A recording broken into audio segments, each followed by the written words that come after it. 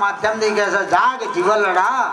ભવ સાગરના કોઠ આયેલું તારું નાવ ડૂબે છે. આપણને પરમાત્મા એ ભાઈ અવાજ નહીં કરો, વાતો નહીં કરો, વાતો કરી બહાર જતા રહો. આપણે સંસાર સાગરના કિનારા પર એનું ભાષીએ ફક્ત તો ચાર ખણીના જીવનમાં તો ઉત્તમ અવતાર હતો મનુષ્યનો. આ દેહથી પરમાત્માનું ભજન થાય, આ દેહથી પરમાત્માને એના સ્વરૂપનું જ્ઞાન થાય અને આ દેહથી ભગવાન બનાય. બીજા દેહથી મેળ પડે એવો છે. ત્રણ ખણીના જીવનની અંદર ફક્ત એક એક ઇન્દ્રિયનું જ્ઞાન છે. જ્યારે આ મનુષ્ય એક એવો છે કે એની અંદર 10 ઇન્દ્રિયનું પરિપૂર્ણ જ્ઞાન છે. તમારે જે એનું સુરો કહેવાય નહીં, પણ એકાદને પટાઈ દીધો હોય ને અને જો આઈન પગમ પડન માફી માગે ને અને માફી આલી દે ને એનું નામ શૂરો કહેવાય. અને બરાબર બદલો લેવાની ઈચ્છા રાખે એટલે શૂરો કહેવાય નહીં. માફ કરે એનું નામ શૂરો. હગા ભાઈને મારી નાખ્યો ને વાટો ઉભો થઈ ગયો ને ઉભો થઈ જતો હોય અને પેલો આઈ પગમ પૈસા જેમ કરો એમ કરો પણ મારી ભૂલ થઈ જાય મેં માન્યા છે બરાબર લો આમ તમારે મારો જ માન્યા આવો એને ક્ષમા આલી દે ને એનું નામ શૂરો કહેવાય. નદીના પૂર સંત બોલો ના ફરો ભલો પશ્ચિમ ઉગા જોર દાવો ફરી જાય પણ સંતનું વચન નિશ્ચિત નિર્વાણ હોય કોઈ દાવો ફરે નહીં. સંત બીજે પલટે નહીં બની જુ જાય અનંત ઊંચ નહીં ક્યારે અવતરે આખર સંત નો સંત રાઠોડના કુળમાં મીરો થઈ ગઈ. નાની ઉંમરની હતી. એના પિતાજી નહીં એના દાદા કૃષ્ણના ભક્ત હતા. આવડી કૃષ્ણની મૂર્તિ લાવી રાજમહેલમાં ગોઠવી ગોખલામાં અને રોજ જોત કરે અને આરતી કરે. આ રોજ જોવે એના દાદાનો દેહ વિલાજો એટલે મને તરત ચાલુ કરી કે અમારા દાદા કરતા હતા ભગવાન છે અને ઓની સુરતા એમ પરોવાઈ થઈ અને કીર્તન ભક્તિ ચાલુ કરી ઘૂઘરા બદીને ચાલુ કર્યું અને ઓની સુગંધ ફેલવાની જગતમાં. રાઠોડોના કુળમાં એક મીરા નામની બેન છે ને મૂર્તિમાં પરમાત્માનો સાક્ષાત્કાર. ચલો આપણે એના દર્શને 5 હાથ જણા ઉપડ્યા આયા આઈ મીરા મળે કે બેન તમ તારો આ ગીધર ગોપાલ ચો દેખાય છે કે આ મૂર્તિમાં કે આ મૂર્તિ સિવાય બીજા ચો દેખાય છે કે ના. એ સંતોને કીધું બેન તને બધાયમાં દેખાય તો એટલે પગે લાગી કે બલિહારી તમારી તો તમે મને ઘટોઘટમાં દર્શન કરો કે બેન અમે ના અધિકારી છીએ નહીં પણ તારા બાજુમાં એક રોહિદાસ કરીને છે એ જાતિ જોવું તો ચમાર છે પણ ઓમ જોવું તે સત્પુરુષ સંતુ જોઈ એના શરણે જતી રહેતા એકલો મૂર્તિમાં દેખાય છે એ તને ઘટોઘટમાં દેખાય. આટલું કઈ પેલા અહીંથી રવાના થયા. એ દિવસ રજપૂતોમાં બેનના દેશમાં ભઈ જોવે તો બેનનું મોઢું બાળે નહીં. વચ્ચે વાત કરવામાં તતય પડદા હતા. પગની પોની ના બાળે એ સમયની આ વાત કરું છું હું. અને ચોથી આ સંતો રવાના થયા ને મીરો ઊભી થઈ અને એ વખત 70 થી 75 વર્ષની ઉંમર રોહિદાસજીની હતી. એક મરેલું પાડોળું મારી અને માથા ચોપડું પાડી લાકડના ટેકા આવતા હતા ને મીરો નજીકમાં બાજુના ગામમાંથી ઓળખતી હતી થઈને હળી કાઢીને લોબી થઈ જઈને પગ ઝાલી પાડ્યા. રોહિદાસ કે બેટા બાવરી મત તમારા પગ છોડી દે. મારું તો જે થવાનું છે હું તો અમુક પુરાણ બેસી ગયો છું પરિપક્વ થઈ ગયો. મારું જે થવાનું પણ આ નાની ઉંમરમાં તારું શું થાય. આ ગરાઈશા મારી નાખી ટુકડા કે બાપજી આ તો મીરોને પગ પકડાય ગમે તેને નહીં. મારો આ ગિરધર ગોપાળ મૂર્તિમાં દેખાય છે બધાયમાં દેખાય તો પગ મેલું તે સિવાય મેલું. અને રોહિદાસજીએ તો લક્ષ શાનકાર કરી અને મીરોની તર દ્રષ્ટિ બોલીને તરજી ઉભા બોલી બજાઓ હરે હરિ વસે હરિ ના જન્મ હરે હરિ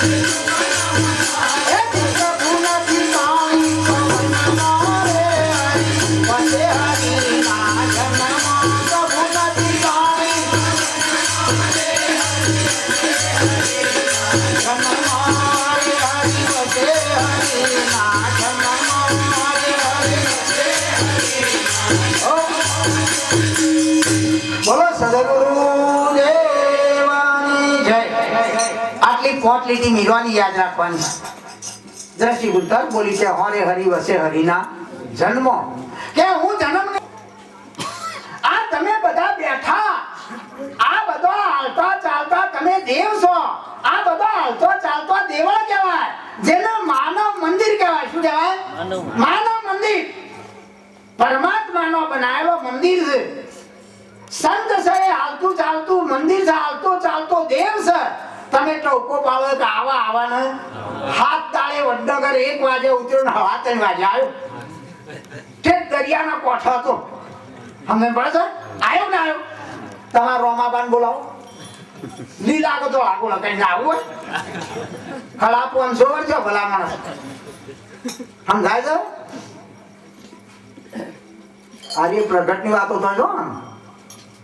આપણે પાડ્યા જ નહીં અમે લીલા ગોળ હતા ધોળા હતા ભાલો હતો કે ત્રિશુળ હતું પાડ્યા જ નહીં આ તો આ ફોટા જોઈને તમે પાછો અને લીલો ગોળો તમે કદી પાડ્યો કદાચ આ બાપાનો ઉંમર હતા તેથી મને પાડ્યો હા ધોળો પાડ્યો કાળો પાડ્યો કાબરો પાડ્યો લાલ પાડ્યો આ બધા પાડ્યા પણ લીલો ગોળો કાપા સિવાય કોઈ પાડ્યો છે હા આ બધા લીલા ગોળા છે અમે બરાબર ઓમાં મોય રામદેવજી છે આ લીલા ગોળાના ઉપર અજવાળ છે રામદેવજી કહે કે ગોળ ઉધર લઈ ભય પડે અમે પડે છે ઉકઈ જાય ના ઉઈ જાય આપણા જો બોસ સતવન તૈન ગુણનો આટલો બનેલો ઠા દે ધારણ કરી ના 362 મૃત્યુલોકમાં એમને પરચા પૂર્યા પણ કોઈ ઓળખ્યા ના કોઈ હાથ કપક ચાલ્યો હે પ્રભુ તમે મને તાજો મારો ઉદ્ધાર કરજો હા અને મોય મારા મોલે પધારો મારા પાકે પધારો અને પાછા રહી જાય શું કે ધૂપ ના દો તારી વિડીયોના ઠૂંઠો ના દો હા પણ ગુગળ નો ધૂપ પાડ્યો ના બેન ને 10 તોલા હોનું કે રાન કે પેલા આ જો પેલા જઈને પાછા કે આવે ઓ ભરના દે ઉભા થાય પાછા યો કાળો ખાલી રે ઇધર કા ઇધર અને આ રોમાબાન જેને કે મારા ધણી રોમાબા મારી વાર કરો ના અરે આવ અને મારો કાળો બાજો કદાચ સવામાં પોણત કરતો હતો પાવડો લઈને વાર કીધી તો બેન ગભરાજીને પહોંચ્યો છું કારણ હાલા પર કસ સમજાય છે એક બાપો હતા કે દીકરાની લાડીના કોણે ચેલા પેલા કોણે દિલબા હોબળો છો આ બેનને તમે જુઓ તો 2-3 તોલાનું લોકેટ 2-3-4-5 તોલાનો દોરો ગળામાં અને તમે જુઓ તો કાપનો પેલો મન પહેરેલો ને કિલોનો ટ્રાક મને આટલો ઉઠેલું ના બેન શેડી હેડી આવે અને બાબો 80 વર્ષના આવા જો આવા બાબો માથા પાઘડી ભરેલી ધોતી પહેરેલો ખબર ખેર નાખેલો ખબર તરવાઈ ભરાયેલી નાવો હેડે આરે મોય અને 2 કિલોમીટર ગોમનગર શેટર્યું અને બાબા તારા અમે નગરનો રાજા તો બીજા નગર ઉપર ચડાઈ કરી ગયેલો પેલા પડાઈ લેવા યુદ્ધ કરવા ગયેલો તે ગોમમાં હાઈટ 70 હતા પેલા હતા કે અમે આવીએ તા જો તમે રક્ષણ કરજો એટલે આરે રાજા લશ્કર લઈ જતો રહ્યો અડધો માં ધન પડે છે અરે હાઈટ 70 હતા હાઈટ 70 તમે જુઓ તો સૈનિકોનો ડ્રેસ પહેરી કાઢ્યો ખબર ડાલ્યો વળગાડી કમરમાં તરવાડ્યો કાઢી ઘોડા ચડી ગયા 70 અને આ તો નગરના પાછળ નીકળી બાબો 1 કિલોમીટર આવી ગયા કિલોમીટર છે નહીં અને આમ જોઈ કે આવડો આકડો નથી સર પેલી ગુણ જોઈ કે શીખવા બધા ટાંકી નાખે વાલે 100 ફેર વેટ નાખ્યો 70 જણાને બાબા વિચાર આટલા બધા બાપા વાળાને જોયા કે ઘોડો વાળો બધી કહાની ખેંચાની કે અને એક ઓટો માર્યો મોટો અને નાખ્યો મુઠમાં કે હાલો અરે મેલવાના જ છે ને પણ જેમ થાય ને ખરું અમે આ હું આનું હોણું કરીને આવું એટલે મારું રક્ષણ કરવાનું તો ધર્મ છે પાછો એમાં ક્ષત્રિય છું ભલે ડોહો છું પણ લાઈને હોય એટલી તાકાત કરીને અજમાઈ તો જોઉં હું જીવું તારું થી હાથ હટાવવા લાગ્યું પછી ભલે મને માન્યા છે લૂંટી લી બાબાઓ વિચાર પણ જો મુઠમાં હાથ નાખીને આકોડો કર્યો અરે કદી તમે ફાટવાની હોય મને અને મારા બેઠા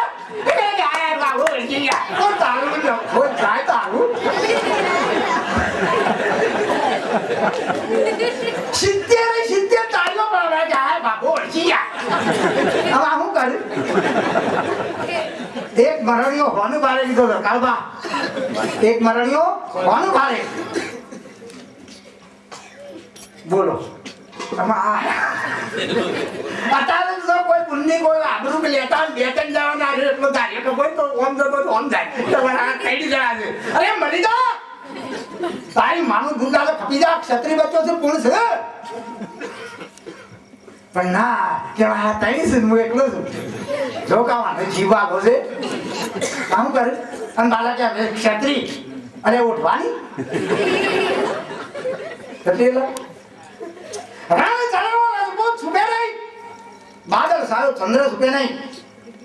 સમજાય ગમે એમ તમે ધૂળ ઉડાવો આખું ગમ પેલા બેસા ઉડાવો તો આ સૂર્ય ઢંકાય વાદળ આવે અને બીજા કે જમ સાઈમ નો પ્રકાશ આવે ના આવે હા ના કોનો હો આ તો ગરાય છે તમે મન જોતો સહેજ એક ટૂંકા દો તું મને બોમન ઓસમાં ઝેર હોય જો હોય બોમન ઓસમાં જેવા બોમન નો છોકરો હોય ને એને તોણી માં કબૂન હન ગાળ દેજો આમ ઓસમાં વરાળો ને લાલ થોડો હશે તે જાન હવે બરાબર ઓણિયાનો પેટમાં ઝેર હોય ઓણિયાનો છોકરાને તોણી માં કબૂન હન ગાળ દેજો પેટમાં નાખશે પણ જાણું નાળામાં લગન હોય દીકરીનો દીકરાનો એટલે કાપડ લેવા જજો 5000નું કાપડ આવશે ને 8000નું બિલ કરશે પેલી મોય પડી દે કલમના ગોથા બહાર કાઢી દરબારોના ઠાકોરોના હાથમાં ઝેર હોય એમાં ભાઈ જો અમારા દિલબાનો આજ્ઞા છે ઝાડનો પૂરો ફેરવાની હોય ફેરવો પણ તમે ગાળ દઈ દો તો કદાચ એ લમણો હાલ બની ગયા છો તો હાલે કારણ કે ઠાકોર દરબારોના હાથમાં ઝેર છે લમણો ના વિચાર ના કરે જોવું જ નહીં હું કેવું છે મારો સત્સંગ માણસો ચાલે તઈ ભાઈ એમના બાપાને મગજ બેગ પેલો વચ્ચો ભાઈ કે નાજી બાપુ મેગા કે મારા બાપાની ફેક્સો અને તમે બહુ કડક છો થોડું સહન કરી મેં ખાસ ભાઈ નહીં બોલું